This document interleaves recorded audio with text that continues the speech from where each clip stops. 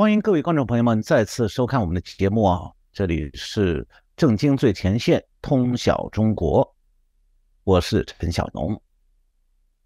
上个星期我为大家介绍了中国地方政府财政困境之后的种种乱象。那么今天我们会让大家来了解中国和世界上发生的一系列对台湾有重大影响的最新事件。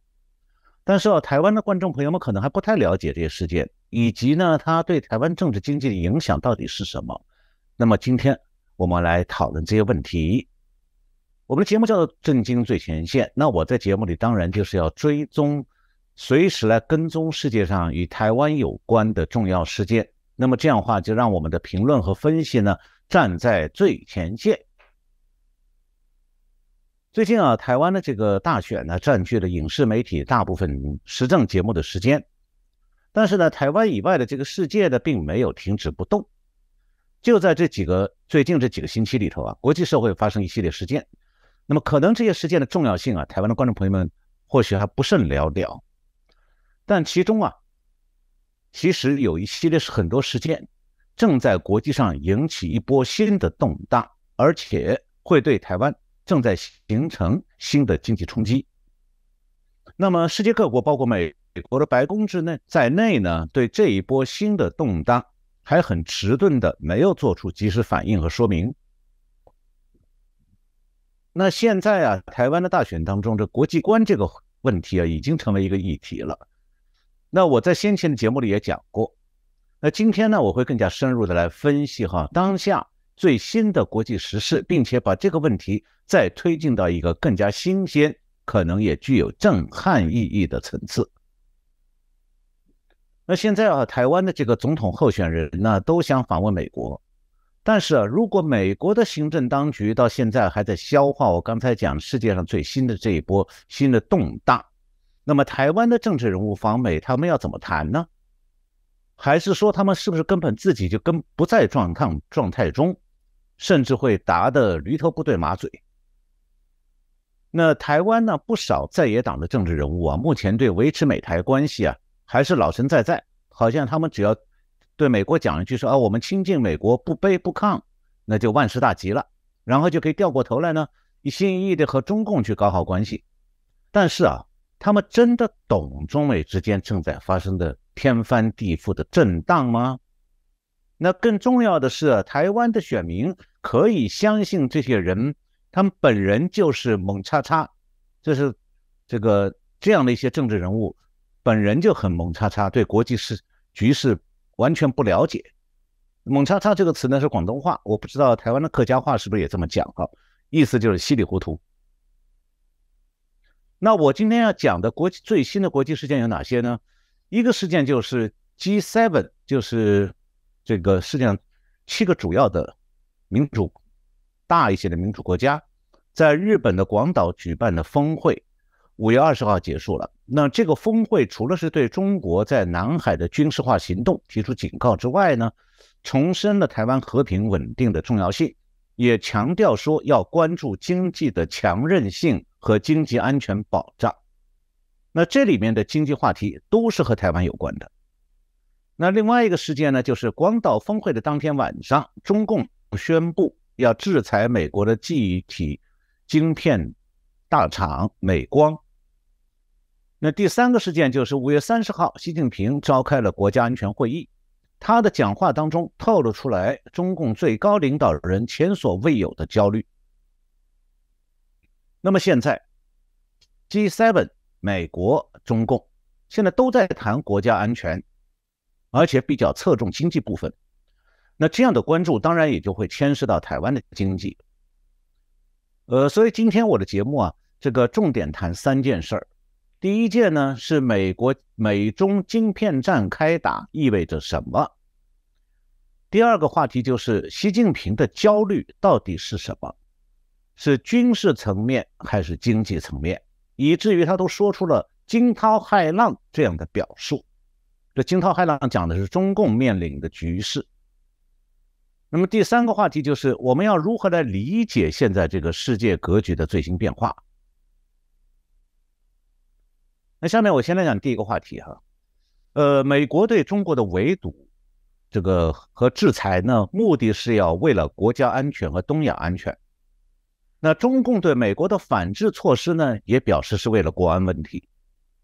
那么这个到底是中共在单纯的报复美国，想要与美国脱钩呢，还是说他要保护国内的晶片产业？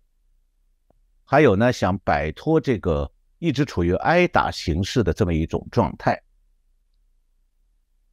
中共啊，他宣布制裁美国的美光公司呢，是标志着中美晶片战正式开打。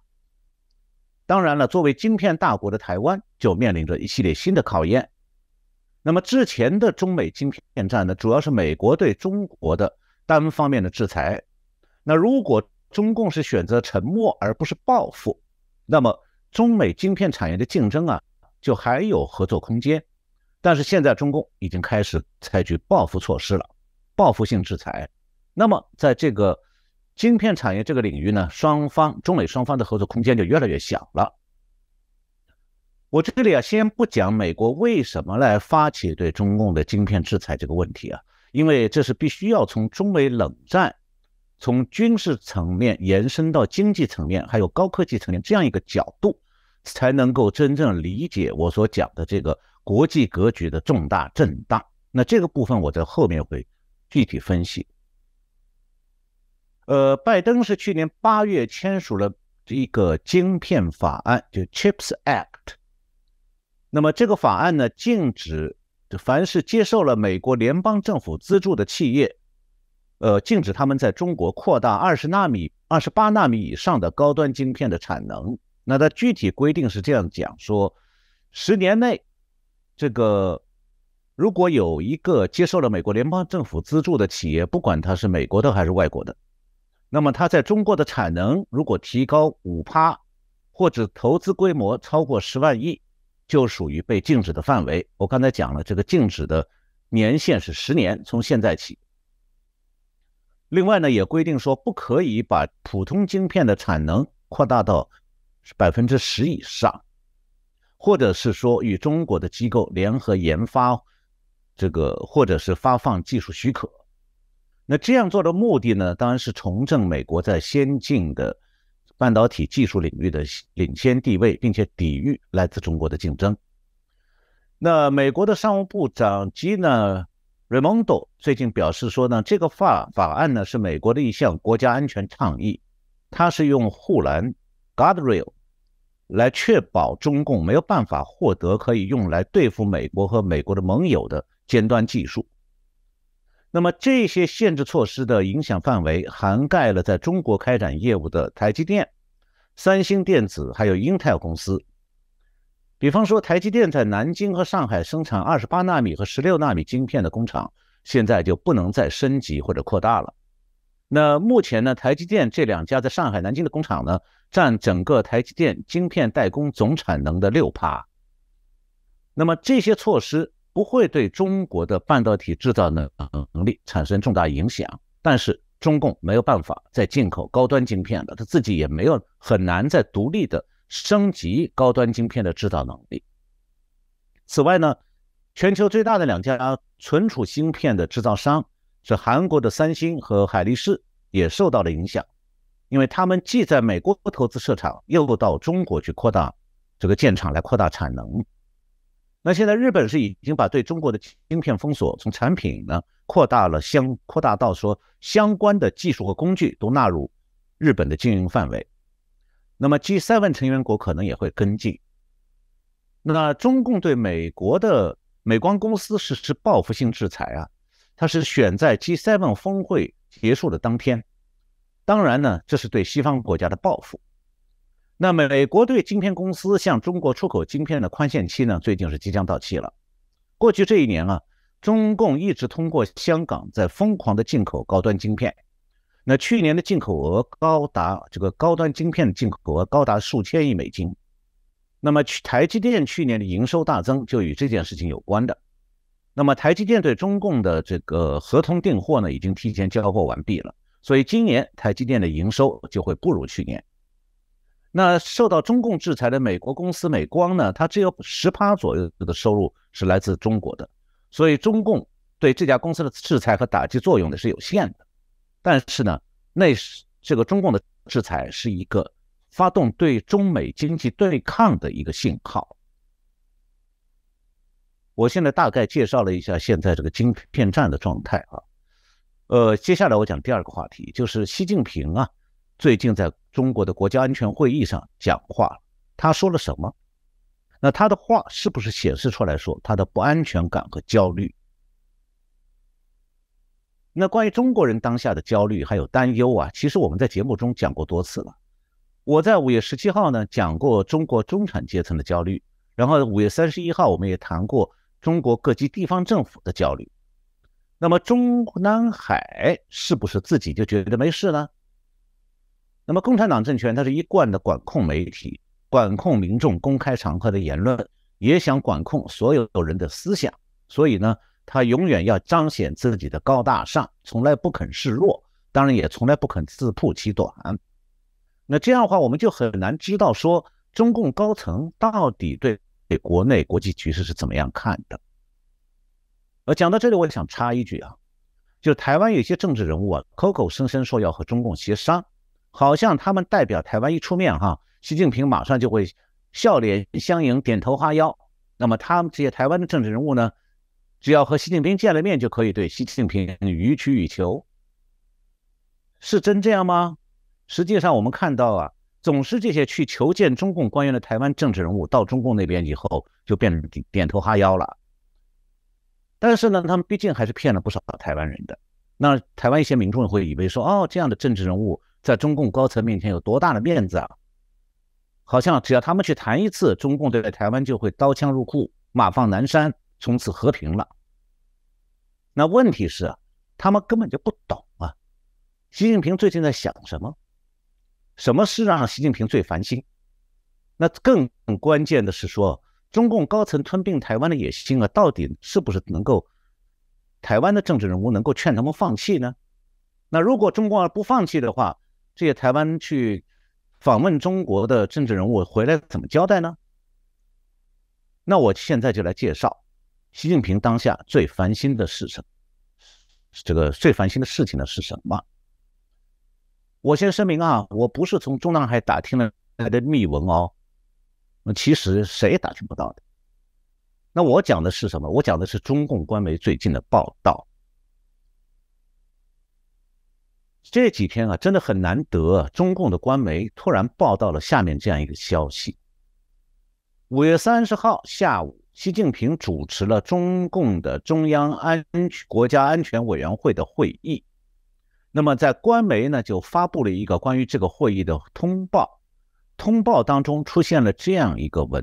句文字，叫做要坚持底线思维和极限思维，准备经受风高浪急甚至惊涛骇浪的重大考验。我念的这几句话是中共国家安全会议会议通报里的原文。那这短短的一句话点出了中南海当下的心境。其中啊，极限思维和准备经受风高浪急甚至惊涛骇浪的重大考验，这样的话啊，显示出来中共高层对内外的紧张形势啊，他做了研判以后认为说，形势不仅非常紧迫，而且非常严峻。那这样的话呢，我们注意到说，中南海以前从来没有讲过，这是中共统治70多年的历史当中第一次这么讲的。那可见中共是真的对当前它的局势，国内外局势忧心忡忡。那为什么习近平要对国内公开中共的这种担忧，中共高层的这种担忧？其实啊，习近平应该是有宣传上的考量。这则消息现在不但是在中共的官媒上刊登出来，就是那个会议通报，而且呢，人民日报还配合这则消息专门发文强调说这个消息很重要。那么为什么中共高层要自曝其丑？这道理并不复杂，因为习近平啊是要想在国内经济社会状况日益紧张的时候，向民众发出艰难岁月来了这样的讯息，要明示中国的国人，要准备克难。克难这个词在台湾以前听到过，现在中共似乎也有这个意思了。那么中共的所谓极限思维，这里其实可以指它真正的意思是可能发生最坏的情况。那么所谓的风高浪急，甚至惊涛骇浪，那这就属于对中共现在可能的最坏状况的程度评估。惊涛骇浪是什么意思？就是有可能要翻船，有这样的危险。那能够让中南海说出这样的话，说明中共现在在研判说，他面临的此刻的国内国际形势非常险峻。那显然啊，这样的形势险峻总是有原因的，它是不是最近2-3天的国内事件造成的呢？实际上不是，因为没有任何重要的突发事件发生哦。所以中共面临的这个形势险峻是最近1-2年累积起来的风险，现在是达到了让习近平真正焦虑的程度了。那大家这样想问说，这是形势险峻，是不是军事上的？那这个部分我在节目里早就谈过几次了。那中共1个多月前就已经判定说，武力攻台，第一，中共的实力不够；第二，代价太大。那个形势险峻，如果不是军事上的，那就是不是国际政治上，特别是对美关系发生突发危机了吗？也不是，因为现在拜登啊一直在谋求和北京做外交对话。中美之间这个间谍气球发生以后呢，中共暗中请求美国不要公布他打捞出来那个间谍气球上的设备的相关资讯。那么拜登也让步了，同意不公布。然后拜登上个月又派美国中央情报局局长 Burns 秘密的访问中国，与中共高层见面。所以啊，中美双方之间，拜登是一直打开着外交对话的门的，是北京迟迟下不了决心来正式对话。所以国际政治上并没有让中共感到这个要翻船的巨大事件。那是不是说美国的晶片制裁造成了中国的严重经济困境呢？也是，也不是。因为中共啊，在美国大规模盗窃智慧财产已经30多年了，一直到美国直到川普总统任内才开始引起警惕和开始采取防范措施的。那美中的晶片战呢，是从去年美国的晶片法案开始生效以后，对中国的晶片进口形成了重要的影响。那么由于中国不容易再进口高端晶片，所以今年前4个月中国的晶片进口总值下降了1/4。那中共呢，前几年曾经投入了巨量的资金，有上万亿，希望呢实现晶片产业的升级、国产化，结果是以失败告终了，很多厂倒了。那现在呢，中国想引进晶片制造设备或者引进国外晶片大厂实行技术合作，这条路呢被美国堵死了。台湾的 TVBS 的相关新闻下面他下过一个标题说，这样的话美国这个晶片战呢会有利于中国本土晶片发展。TVBS 讲的对不对啊？我现在引用中国方面的一些专家的评估哈。中国半导体行业协会 IC 设计分会的理事长，北京清华大学集成电路学院的教授叫魏少军，去年年底在一次讲话当中，他讲的是什么？他说中国已经到了被动的国产化替代时代。国产化替代就是他不得不用国产晶片来取代进口的晶片，是被动的，就是不是他想这么做，而是不得不这么做。那这个很委婉的说法到底什么意思？我看到中国的华兴资本，就是为晶片产业大量融资的一家公司的董事总经理叫吴浩，他的评价是说啊，现在中国的半导体产业基本上是回到了石器时代。这个基本上回到石器时代呢，是这位华兴的董事总经理吴思浩讲的。所以呢 TVBS 那个报道看起来是有点不靠谱啊。那么习近平到底在焦虑什么？我的解析是说，习近平现在陷入了一个独裁者他的统治面临综合性危机的这个陷阱。那这个陷阱呢，就是中美关系开始呢正式的全方位的进入了冷战的轨道。那在这条轨道上走下去，苏联就是前车之鉴，而最糟糕的是，中共找不出爬出陷阱的办法来。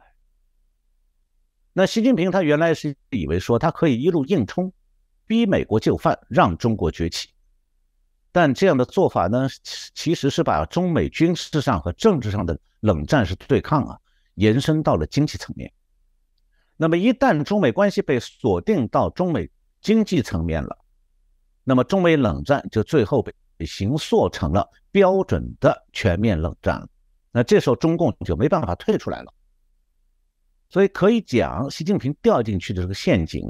其实是他自己挖出来的。那他现在综合评估中共面临的这个国际国内局势，到现在才发现说，中国已经进入了可能发生最坏情况的状态了。那这样的状态呢，就是他在国家安全会议上讲的，所谓中国面临的是风高浪急，甚至惊涛骇浪。我刚才既然已经讲到了中美冷战这个格局已经固定化了，那么我现在就来讲第三个话题，要怎么样来理解中美冷战定型，还有对世界格局和台湾会有什么样的最新的影响共产党大国和美国为首的西方国家之间的冷战中美冷战不是第一次，是第二次了。那第一场冷战呢，是长达50多年的美苏冷战。那场冷战的结局呢，是拖垮了苏联，冷战已经因此结束了。那么台湾在那场冷战当中基本上没有角色的，所以呢，台湾的知识界也好，媒体也好，甚至外交界、企业界，往往没有西方国家那种对身处冷战当中那种深刻的理解。那么也正因为如此，台湾社会虽然目前处在东亚的热点地区，而当世界上的第二场冷战开场之后，台湾成了不可避免的重要角色，但是台湾却是东亚地区当中唯一的一个国家，对世界格局即将发生重大转变呢，缺乏必要的认知。那无论是目前的在野党的总统候选人，还是他们的立委候选人，到现在为止好像看不出来他们知道说明年年初的选举与台湾历年的选举完全不一样。他们好像仍然是在按照岁月静好、茶壶风暴这么个模式来安排竞选的。事实上呢，台湾当前的国际局势比半年前要好太多了，而两岸关系呢，却因为中共陷入综合性危机的陷阱，就跳出了以往很多人熟悉的模式，旧的经验完全不灵了。就让我想到一句话：洞中方一日，世上已翻新中共为什么就看不清这个局势呢？我想不得不说呀，中共的智库胆怯又无能，他们不敢对习近平说一些个逆耳之言。所以过去几年来，习近平挑起了中美冷战之后，他实际上是在重复苏联当年在美苏冷战当中的标准操作。就苏联当年做过什么，习近平一步一步完全模仿。但是习近平却认识不到这一点，你一直到这次综合性危机形成以后了，习近平才意识到说糟了，但是为时已晚了，再也没办法逆转了。这就我讲的，习近平掉进了自己挖的陷阱当中，爬不出来了。从历史上看，无论是美苏冷战还是中苏冷战，中美冷战，红色的大国掉入冷战陷阱都是他自找的，没有人逼迫他发动冷战。为什么这么讲呢？我们从美苏冷战和中美冷战的教训来看的话，冷战开始前红色大国都是美国大量技术援助的受惠国，这个以前我们在节目里讲过的。那么从单纯的技术还有经济发展的角度来看的话，这不是很好的事情吗？天大的好事啊！那为什么红色大国要找美国麻烦呢？不想过好日子吗？我先不分析他们动机，先讲事实。那红色大国发动冷战都是先发生在军事领域的，就是红色大国突然在军事上挑战美国。那美苏冷战的起因是1948年苏联突然武装封锁西柏林，迫使美军动用大批运输机为西柏林市民提供煤炭和粮食还有日用品。那么中美冷战的起因是什么？我在我们节目里讲过多次，就是2000年初，中共的海军舰队突然到中途岛海域演习，并且公开宣称剑指珍珠港。然后呢，每次面临红色大国的军事挑衅之后呢，美国都是被动的启动外交谈判，试图在外交领域沟通，降低双方军事上的这个紧张态势。那这个外交上的交涉不是说交涉一次成功就解决问题了，不会的。这个外交上的交涉为冷战过程当中双方的这个交涉，这种外交交涉会贯穿整个冷战过程的始终，从一开始一直到结束都会一直在交涉。那么外交谈判呢，是可能防止严重军事冲突的爆发，但是它没有办法降低冷战的程度的。相反，红色大国呢会持之以恒的不断在扩军备战，他想增强他威胁西方大国的军事实力，那就逼得美国也要扩军备战。那这样的话，在双方进入到扩军备战这个阶段之后，中美双方现在就是这样。那么其中一个隐含的道理就翻到桌面上来了，那就是谁技术领先，谁就决定可以保持军事优势。那这样的话，扩大这个扩军备战呢，早晚就会涉及到要对红色大国对它实行高技术的封锁。那我前面讲过，红色大国的工业技术啊，在冷战爆发前多半都是来自西方大国的。那当然其中也包含这个军事技术。那这个扩军备战的过程呢，就显示出来说，如果红色大国假如它可以不断的继续从美国获得它扩军备战所需要的西方的技术还有部件，比方晶片，那么西方大国就会败在红色大国的军事威胁之下。当然了，红色大国从来都是在复制或者仿制西方的技术装备，自己从来没有发展出值得西方国家学习的高科技技术，所以呢，红色大国整天都是在想着说要偷西方的技术来弯道超车。那这样的话呢，美国就必然会在冷战当中加强反间谍工作，防止红色大国从美国盗取技术机密，同时呢，对红色大国封锁最先进的军事技术。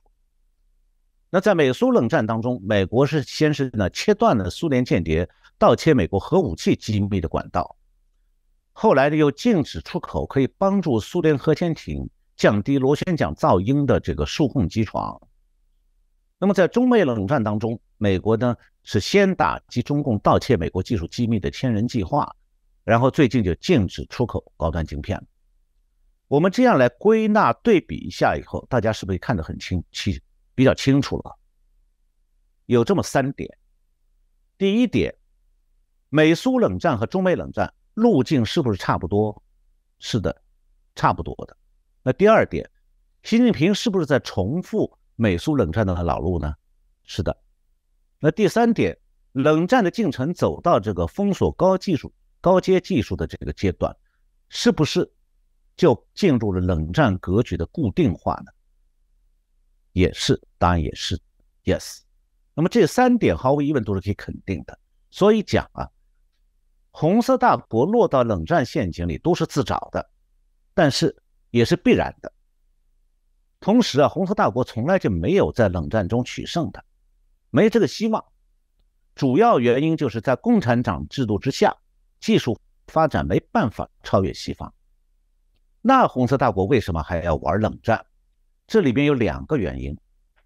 第一个原因就是说，共产党政权它认定它的专制政权呢，它是有战胜西方自由民主国家的优势的。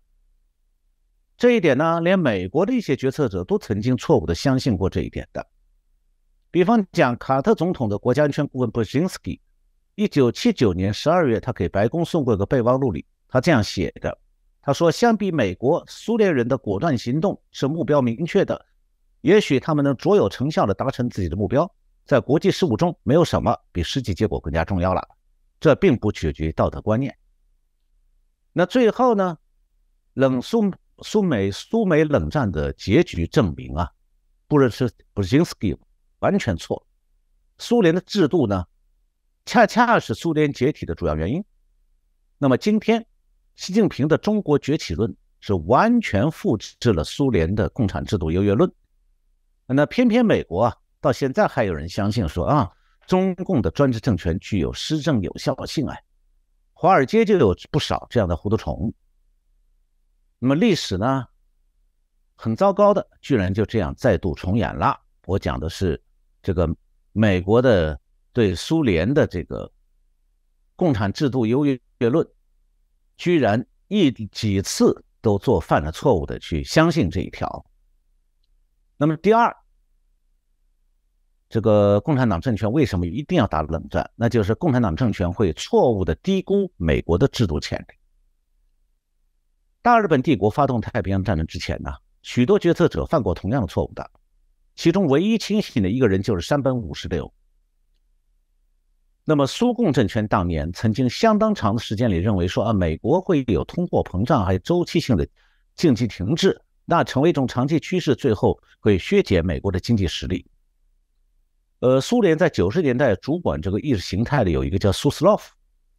一个政治局委员，他讲过这样的话，他说美国正深陷自己体制导致的不可救药的危机之中，这是马克思主义的一个重要观点。然后习近平几年前提出了东升西降，他的想法和苏斯洛夫的意思是一模一样的。但是呢，最后历史证明，苏联决策者的一厢情愿是导致苏联在冷战道路上一路狂奔，最后真正陷入通货膨胀和经济停滞的不是美国，而是苏联。那么就这样呢，苏联共产党葬送了苏联。美国是有各种毛病，美国也有把美国想拖入泥坑里面的政治势力，但是美国的企业可依靠自由经济，在美苏冷战时期保持着科技领先的这个势头。那么美国在经济上最后远远超越了苏联，最终失败的是红色政权。那美苏冷战和中美冷战有什么区别？主要差别就在于说，由于习近平的盲目躁动，中美冷战的进程啊，比美苏冷战快得多了。美苏冷战从开始到结束拖了50多年，那中美冷战从2000年开始到现在才3年，就已经进入到这个美国对中共技术封锁的阶段了。那所以现在习近平在讲说，可能发生最坏的情况，风高浪急，甚至惊涛骇浪。那从这个特点来评估呢，中美冷战的进程和它这个结束的时间可能不需要中美冷战那个50多年，但是呢，也不可能是5年10年就结束。那是不是说习近平有了现在这个惊涛骇浪的认知，他就能够回头主动停止对美国的军事威胁呢？实际上他做不到，因为啊，冷战具有不可逆的性质。所谓的冷战不可逆，就是讲说冷战不是在平交道上的汽车哈，你可以开到一个路口，走错了以后掉头回去。冷战是在一条永远封闭的高速公路上行驶的汽车，你可以开得快一点慢一点，但对不起哈，你没有地方掉头的，因为呢没有出口。那为什么冷战格局一旦固定化就掉不了头？这个是共产党政权的性质决定的，因为共产党的意识形态和它的制度是共产政权的命根子，而这个意识形态和制度呢，就像高速公路两侧那个护栏，把共产党政权就封死在这条路上了。那除非说共产党愿意承认，他的制度、意识形态、政策路线全部都是错误的，那么他是这样做，全部认错，他就能退出冷战了。否则的话，共产党如果要坚持说他是政治正确的，死也不肯放弃他高估共产制度、低估美国制度的这个低估美国经济这种冷战思维，那么冷战呢就会一直的拖下去。那美苏冷战结果最后是什么呢？是苏联共产党干部来组成这个苏联的国会，立法宣布苏共为非法组织，苏共因此亡党了，被苏联共产党的干部亡掉了，然后苏联也消失了。那这个时候美苏冷战呢自然就终结了。不过啊，普京又把苏联的冷战模式一部分捡回来了。那台湾从中美冷战格局固定化这个状态当中可以得出什么教训？首先啊，台湾有一部分人正在犯布尔津斯基那样的错误，高估中共，怀疑美国。那原因之一啊，就在于说他们完全不懂冷战的规律，甚至不愿意承认说中美冷战3年前就已经发生了。这第一个原因。第二个原因，中美冷战呢是会让企业想要在中美之间商业上两头通吃呢变得越来越难的。那么实际上还有另外一面，就是说台湾要想改善和中共的关系，事实上不会有指望了。之所以如此，是因为说中共不光是说中共的王台之心不死，还更大的原因是在中美冷战这个状态下，台湾如果想真的要去改善中共的关系，台湾就有可能把自己变成中共的棋子，那会破坏台湾的国家安全，而且最终会把台湾变成中共在冷战当中失败的那个陪绑的牺牲品。那我们今天讲的就是此时此刻东亚的国际局势，还有这个全球的政治经济，特别是东亚的政治经济，正在因为中美冷战格局的固定化发生重大的变化。那台湾再也不可能像在美苏冷战时期当中呢置身事外了。台湾现在是中美冷战当中的一个重要的环节，那台湾站哪一边？台湾的命运是完全不一样的。好，我今天讲到这里，谢谢各位观众朋友们收看我们的节目，我们下次节目再见。